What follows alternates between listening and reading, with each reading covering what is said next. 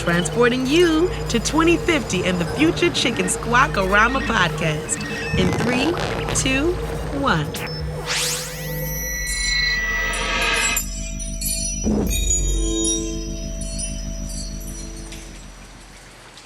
So, Circuitry, have you seen Potato lately? Sorry, Frittata, not lately. Alien slime! Alien slime! And I have proof! Potato? What are you talking about? This! The pond by Miss Benny's garden is covered in this green, oozing life force that will feed the hordes of aliens arriving any day now. This theory is highly illogical. You said it, Rocket Pants. Now, Potato, back it up and start at the beginning of the story. Okay, I was visiting Miss Benny to bring her some compost. Right! Her automated compost bins malfunctioned, and all of her organic, nutritious compost spilled everywhere. Right. So as I was walking home, I heard a weird sound from the pond and decided to investigate. Was it the sound of an alien spaceship? No, it was actually a lonely bullfrog. But that's when I discovered that the surface of the pond is entirely covered in this slimy green goo. So you scooped it up in the bucket and brought it to the bio barn? Exactly. We need to do a thorough investigation. What can you find out about the slime, Rocket Pants? Scanning the contents of the bucket. This bucket contains water and algae, which are microscopic organisms. Rocket Pants, did the algae come from outer space? No, it is native to planet Earth. In fact, it is normal to have some amount of algae in ponds, but certain water conditions cause the algae to grow rapidly and excessively. It is called an algae bloom, which is harmful to the pond. Algae bloom? Then we've got to get the algae out of there. Quick, we need buckets. Lots and lots of buckets. Slow down, Potato. Rocket Pants, can you figure out what caused this bloom? Analyzing water composition. This water is too high in the nutrients, nitrogen, phosphorus, and potassium, commonly found in compost. Compost! Like the kind that spilled in Miss Benny's garden? She lives nearby, but how could Miss Benny's compost reach the pond? Calculating. Rain can wash the compost directly from her garden into the pond, where the nutrients are feeding the algae. Come on, we gotta go tell Miss Benny what happened. Don't take too long. Our guest will be here soon.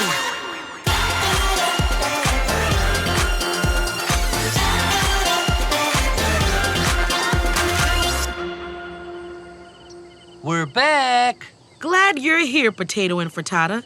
How did your conversation with Miss Benny go? She had no idea about the algae bloom, and she's going to be more careful with where her compost goes. That will prevent future blooms, but we still don't know how to get rid of this one. In the meantime, you've got planet protectors from the present tuned in for a visit. Oh, hey, Planet Protectors. So glad you time-twisted to hang out with us in the year 2050. You'll see that things are a little different in the future. One of the ponds is a little alien greener, but the sky is still bluer. And the Earth is in recovery from some tough times for the environment. Keep up the good work, Planet Protectors.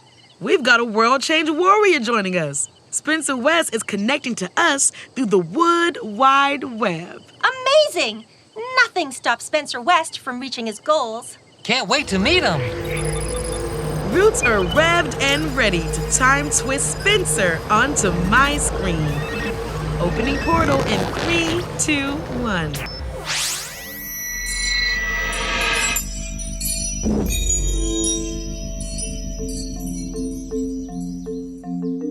Hello, Spencer. Hi, I'm so excited to be here. We're excited to meet you. You are a world change warrior. What does that mean to you? I think it means understanding that regardless of how old we are or where we come from or what our abilities are, that we all can make a difference and that you don't have to wait until you get older. It can start right now. So even a chicken can make a difference or someone like me with a disability can make a difference. Could you explain to the Planet Protectors how you navigate the world? Absolutely. So I was born with legs, but I was born with a genetic disease that basically caused the muscles in my legs not to work. So when I was a kid, they were removed so I could get around better. So now I navigate the world either walking on my hands or using a wheelchair. As an egg, I don't have arms or a wheelchair. I use rocket pants to get around. What are some of the obstacles that you physically overcome to reach your goals? Yeah, so we live in a world right now that isn't set up for folks with disabilities. And what I mean by that, there's a lot of buildings that I can't physically get into with my wheelchair. There's a lot of washrooms that aren't accessible for me. And there's a lot of experiences out there that are just things that I can't participate in, like, for instance, riding a roller coaster. You have to have legs for those types of things. And to be honest, I'm a bit afraid of roller coasters, so that probably works out in my favor. Sounds challenging. You've said that when we are facing challenges, we should ask for help. Yeah, one of the things that I realized is that I can change the world on my own, but it's a lot easier and a lot more fun to do it with other people or to do it with your friends. Because that way, if you run into a challenge, you don't have to face it on your own. That's totally true. We're facing a huge challenge, clearing an algae bloom from a pond. It's too much for just the two of us to take on. We should think about which friends can help us tackle the problem. Now, Spencer, you did something phenomenal. You climbed one of the biggest mountains in the world for an amazing cause.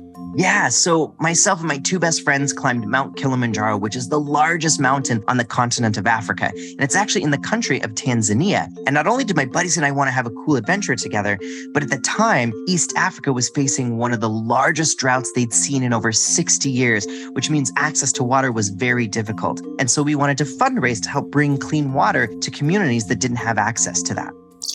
A drought is a period of unusually dry weather caused by high temperatures and low rainfall. It can last for months, years, or even decades. And what did you see when you reached the top of the mountain? We saw how the earth actually curves and a beautiful glacier at the top of Mount Kilimanjaro. So amazing! I'd love to see the curve of the earth someday. Need I remind you? We are quite capable of flying that high. True, but it's not the same as hiking above the clouds. So, Spencer, why is access to clean water so important? Well, water is important for literally us to survive as human beings. It's so important for our bodies, but it's also important for our planet. It's how it sustains life and us as individuals. And as I said, if we don't have things like clean water, then people aren't going to school or having to spend all day collecting water from a river and bringing it to their homes. So by having access to clean water, not only does that keep us healthy as human beings and also as animals, but also it helps get us to the other things that are important, like education. My life would be very different if I had to spend time every day getting water for myself and all the living things at the bio barn. There would be no time for inventing or making music or even talking to planet protectors. Bok! This is making me think of a game called High or Low about H2O. How do we play? Rocket Pants is going to say a fact about water, but he's going to change the number in the fact. We'll say if the number should be higher or lower. I'm in. Play with us, planet protectors. Approximately 50% of the Earth's surface is covered by water. The oceans are pretty big. I think they cover more than half of the Earth, so that number should be higher. Higher is correct. Over 71% of the Earth's surface is covered by water. Wow, that is a lot. What's the next one? 5% of the water on Earth is fresh water that people and animals can drink. Only 5%? That seems like a small amount. I'm gonna say higher. That is incorrect. It is lower. Actually, only 2.5% is fresh water. Fascinating. So we can only use a small amount of the water on Earth for all of our needs. We'd better keep that water clean.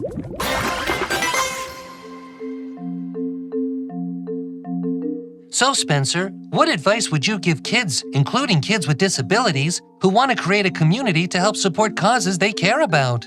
You need to take a cause that you care about, something that makes you angry or something that you're curious about, and put that together with something that you love to do. Like, can I give you an example? Absolutely.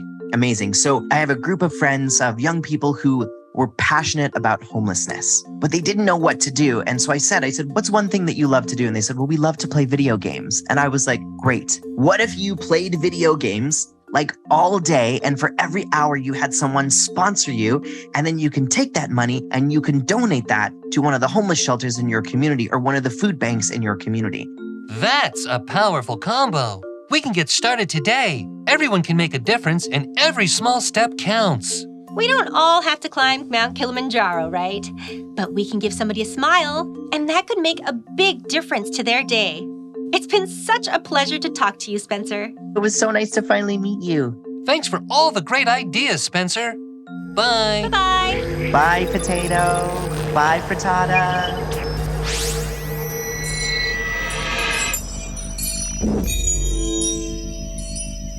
Wow, after talking to Spencer, I'm ready to take on any challenge. Me too. Let's get to work on clearing the algae bloom on the pond. I know just the friends to ask for help. Rocket Pants, call Diva Duck, please. Dialing now. Come on now, Potato. What can Duck do that we can't? Well, ducks live on lakes and ponds, and what do they eat? Algae and other water plants. So she's the friend that can help the most. All right. Hello. Duck speaking. Hey, Duck, look! Frittata and I are inviting you to a party at the pond by Miss Benny's house. And it's an all-you-can-eat buffet of algae. Party at the pond? I do love a good buffet. Bring all the ducks with you. And to-go containers. There's plenty for everyone. We'll be there. Now, where did I put my party feathers? Buck! Plan Eat the Algae is in action! We can get the pond back into balance for now, but how do we spread the word about keeping excess compost and other chemicals out of the water so it stays a healthy ecosystem? Good point. I can show you one way people in the past spread the word about protecting waterways. Really? Of course. These groups did something they loved to do in order to spread awareness about a cause that was important to them. That's just what Spencer was talking about. My roots are revved and ready to take you to 2023. Portal opening in 3, 2, 1. Let's go!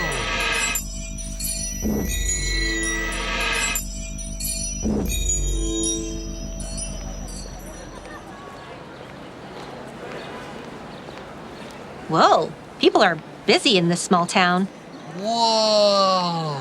They've got beautiful art on the sides of their buildings. Look at this huge painting of a garden with massive flowers and tomatoes. That's an advertisement to sell Grow So Good, a chemical fertilizer. See the name on the top? Oh, yeah. It says the only way to grow your garden is with Grow So Good. Well, it certainly looks like it helps plants grow. Yeah, but looks aren't everything. Oh, hey there, Turtle. Hello yourself. That Grow So Good fertilizer is not so great for animals like me that live in the water. Water is always moving. My little stream flows to a river which reaches the ocean. Any pollution in the water spreads everywhere. Sounds awful. What are people doing to solve the problem? See that group over there? They're making paintings around the storm drains. Ooh, check it out. A painting of a happy turtle. Like it? I was the model for that painting. It really looks like you. But how are these paintings going to help? By spreading the word and letting other people know that drains are for water. No fertilizer, no soap from washing the car, nothing but water. So these artists are doing what they love to spread the word about keeping water clean. You got it. I gotta skedaddle on out of here. Bye-bye. Bye. Incoming message from Duck. What's it say? Duck says, on our way to the pond, darlings. Some migrating geese are coming with. Hope you don't mind. Ciao. We better return to 2050 and start the all-you-can-eat algae pond party. Our first step to getting the pond back to a healthier balance. Circuitry, could you bring us home, please? Getting my roots ready. Returning home in 3, 2, 1. Let's go!